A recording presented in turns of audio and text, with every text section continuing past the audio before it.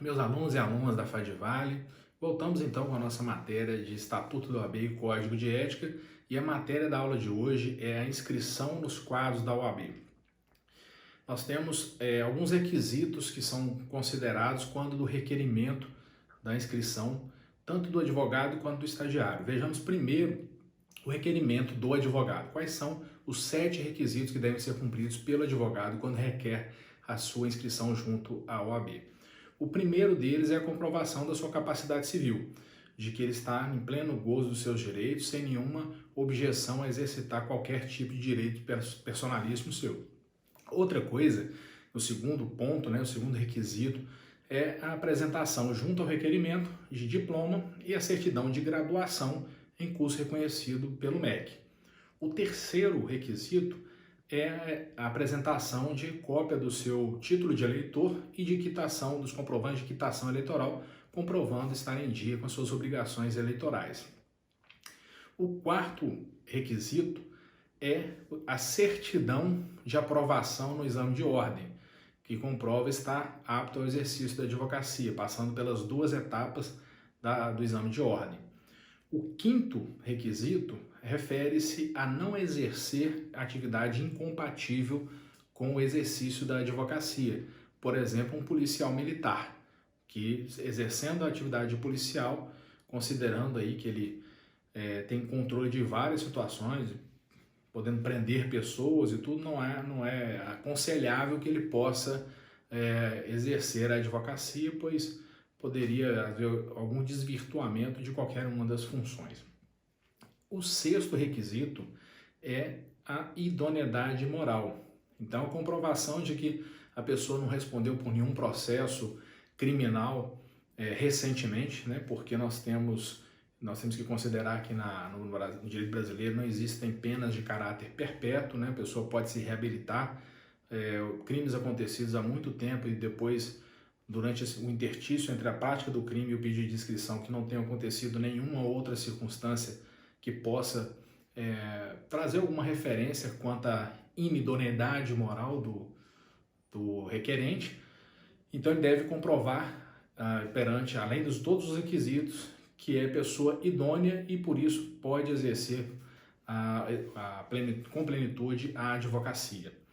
E por fim, prestar o compromisso, ele assumindo ali perante o conselho, seja na subseção onde ele foi inscrito, ou na própria seccional mineira, ou do estado onde ele fizer o requerimento, fazendo o juramento ali, prestando compromisso de defender todos os princípios e regras que são inerentes ao exercício da advocacia. Nós temos ainda o pedido de inscrição do advogado estrangeiro. E o primeiro ponto a ser considerado é a sua formação. Se ele formou integralmente no exterior, ou seja, cursou todo o curso de Direito em faculdade do exterior, se ele cursou inicialmente parte no Brasil e concluiu no exterior, e aí seria uma situação de tentar a convalidação do diploma, dependendo da situação, às vezes é um convênio que é feito entre as instituições, mas vejamos aqui quais são as possibilidades. A primeira delas seria a formação integral no exterior. Aí o advogado formado conforme as leis do país, de onde ele cursou o direito, haveria que se verificar se há alguma forma de aproveitamento dessa grade curricular onde ele estudou, e aí se a grade for incompatível, deve-se haver a complementação com as matérias faltantes. Se ela for totalmente compatível, basta que ele tenha sido aprovado no exame da OAB e pode requerer sua inscrição, havendo ali a convalidação do seu diploma. Mas não sendo compatível, é necessário que seja feita aí a complementação da grade curricular. A outra situação envolve a formação parcial no exterior, onde o advogado formado por faculdade brasileira, em que há um convênio com um órgão, uma instituição de ensino no exterior.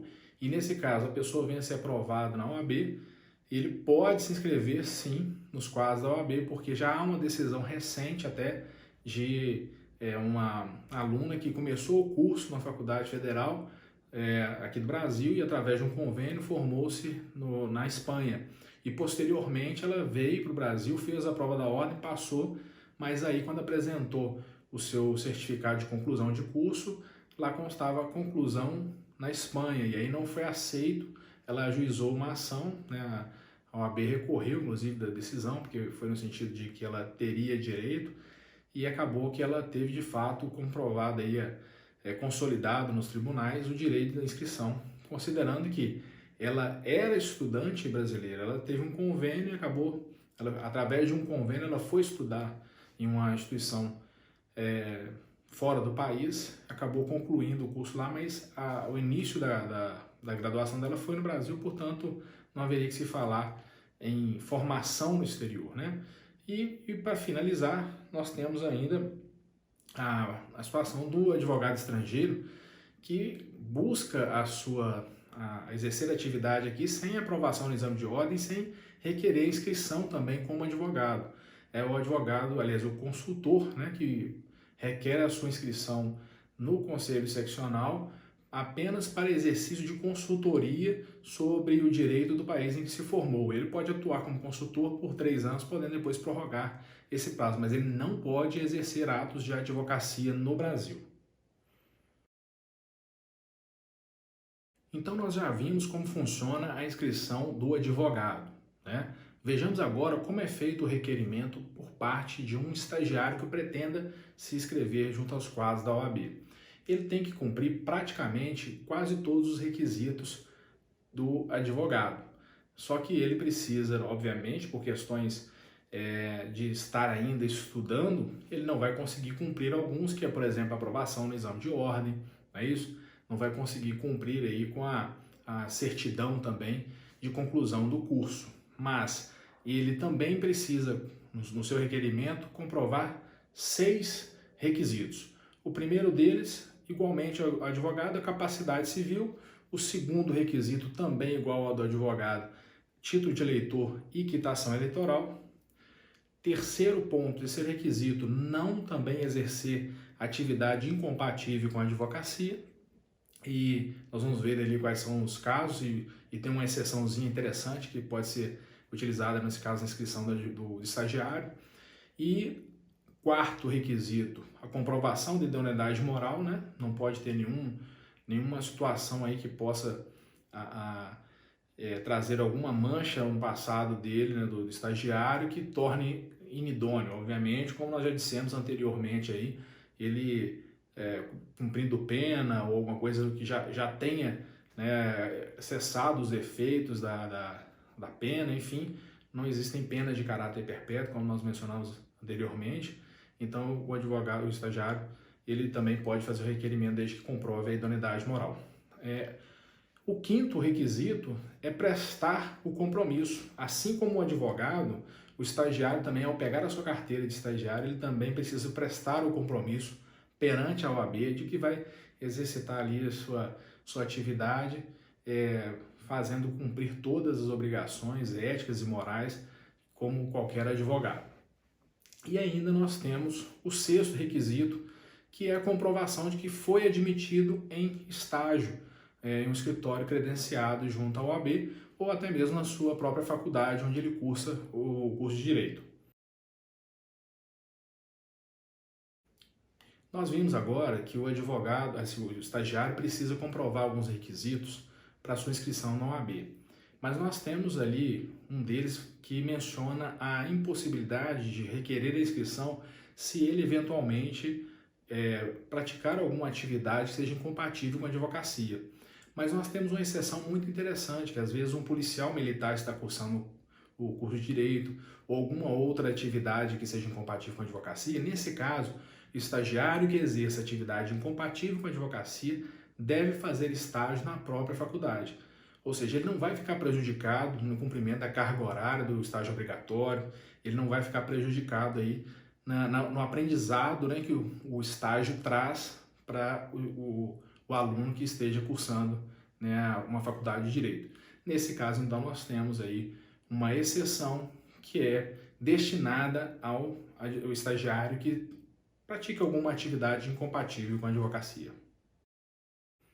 Pois bem, feita a inscrição, né, o advogado já pode exercer plenamente todos os atos da advocacia, pode peticionar, pode fazer audiências, sem nenhum problema. O estagiário, com todas as restrições que a lei estabelece, a gente até já viu isso, também pode praticar alguns atos. Agora nós vamos falar especificamente de como se encerra a inscrição, como é feito o quê? O cancelamento da inscrição do advogado. E nós temos 5 possibilidades. O cancelamento, ela tem uma previsão expressa de apenas 5 hipóteses em que ela pode acontecer. Vamos lá então. Primeira dessas hipóteses, o requerimento formulado pelo próprio advogado. O advogado não precisa justificar, não precisa apresentar motivação para o requerimento de cancelamento da sua inscrição. A segunda forma de cancelar a sua inscrição é quando é aplicado ao advogado uma penalidade de exclusão. Ele praticou alguns atos aí que são graves, considerados eticamente graves, ou às vezes praticou várias condutas ou vários comportamentos que às vezes não são tão graves, mas que cumulativamente ali foram aplicando gradativamente as sanções disciplinares que chegou a culminar aí na sua exclusão. Então, uma vez excluído o advogado, é cancelada a sua inscrição. Ele não retorna mais a se inscrever nos quadros da OAB. Terceira forma de cancelar a inscrição é o cancelamento que ocorre pelo falecimento do advogado. Então, uma vez faleceu o advogado, imediatamente a sua inscrição será cancelada, né? Ele não pode, não tem como praticar mais atos, não há necessidade nenhuma de manutenção dessa inscrição ativa. O quarto ponto, quarta situação, a quarta hipótese, é quando ele exerce atividade incompatível com a advocacia de forma definitiva. Por exemplo, ele passa num concurso para magistratura, para o Ministério Público e vem assumir o cargo público. Em razão disso, ele definitivamente não vai mais exercer a advocacia. E interessante que nesse caso, uma vez cancelado a inscrição, mesmo que o advogado que passou a ser um juiz, passou a ser um promotor, venha a cancelar, aliás, venha se aposentar, né, na atividade que ele assumiu de forma definitiva, ele tem que fazer o requerimento de uma nova inscrição, ele não vai restaurar a inscrição anterior, né, não há essa possibilidade então. E aí, nesse caso, também há o cancelamento de forma definitiva, né? E por fim, a perda dos requisitos para a inscrição. Perdeu qualquer um dos requisitos, idoneidade moral, enfim, foi verificado que a sua certidão de conclusão de curso era falsa, enfim, perdeu qualquer um dos requisitos para poder se inscrever como advogado, também perde, ou seja, é cancelada a sua inscrição como advogado.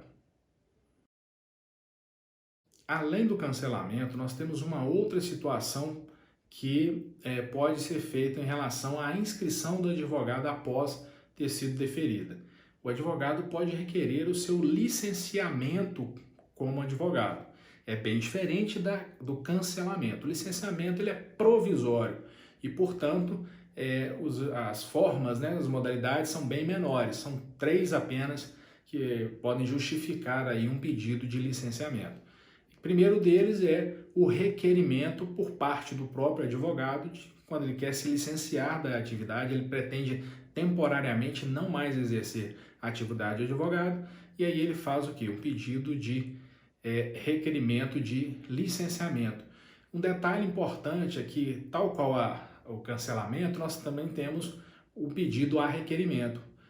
Cancelamento pode ser requerido e licenciamento pode ser requerido. Agora a questão é, cancelamento é definitivo, licenciamento é provisório. E sendo provisório, o licenciamento, esse requerimento deve ser justificado, até para que o conselho, ao deferir ou indeferir, possa analisar se se enquadra em situação de fato de licenciamento ou de cancelamento da inscrição. O segundo requisito, a segunda hipótese que autoriza o licenciamento do advogado é o exercício de atividade incompatível com a advocacia de forma temporária. A pessoa assume um cargo comissionado numa gestão de um prefeito que vai durar 4 anos, podendo ser reeleito mais 4, né? E não é um cargo que a pessoa assume e tem estabilidade, enfim, é um cargo comissionado. Nesse caso aí, Se for uma atividade incompatível, ele tem que se licenciar. E a terceira modalidade de licenciamento é quando o advogado ele tem uma doença mental curável, né, que é entendida pela medicina, tem laudos periciais em que se comprova que aquilo tem cura, que é uma coisa reversível, e ele pode fazer o quê? O pedido de licenciamento para, posteriormente, se recuperando, retornar aos quadros da OAB com o mesmo número de inscrição, diferentemente do caso do cancelamento, em que a pessoa perde o número da inscrição. Lembrando que tem um detalhe importante no cancelamento, que até os presidentes da OAB, que têm assento nato, né, na presidência, são eternos presidentes, vamos dizer assim, e podem exercer direito até de voto nas sessões, mesmo não sendo mais presidentes nas sessões dos conselhos. E esses presidentes, se cancelarem a inscrição, perdem esse direito vitalício de serem integrantes natos do conselho. Tá? Então é um direito interessante que posteriormente a gente vai estudar, mas é bom que a gente já faça esse registro nesse momento agora de estudo de cancelamento e de licenciamento do advogado. Agora, vamos falar especificamente sobre o exercício da atividade depois de já deferida a inscrição do advogado. Especificamente, obrigações que o advogado passa a ter em razão da sua inscrição. Não só de cumprir todos os deveres e o compromisso que foi firmado perante o conselho, mas tem algumas regrinhas específicas que são bem interessantes de serem destacadas nesse momento. A primeira delas a partir do momento em que o advogado ganha um número de inscrição, todos os documentos assinados pelo advogado ou pela advogada, né, no momento do exercício da atividade, devem obrigatoriamente ter a indicação do nome e número da inscrição.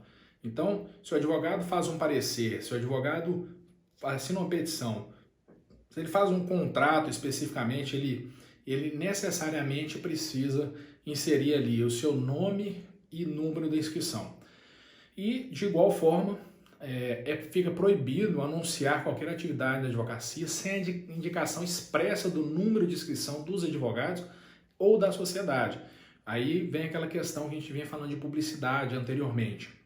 O advogado quer fazer a placa do escritório dele e ele precisa colocar lá fulano de tal, advogados associados, ou fulano de tal, advocacia, mas ele precisa constar o número da OAB dele na placa ou o número da sociedade, da OAB da sociedade. Porque como nós já dissemos anteriormente, nas aulas anteriores, quando é feita uma sociedade, ela não pode ser só de fato. Uma sociedade de advogados só existe a partir do registro perante o conselho seccional, feito o requerimento, apresentado ali, né, o seu contrato social.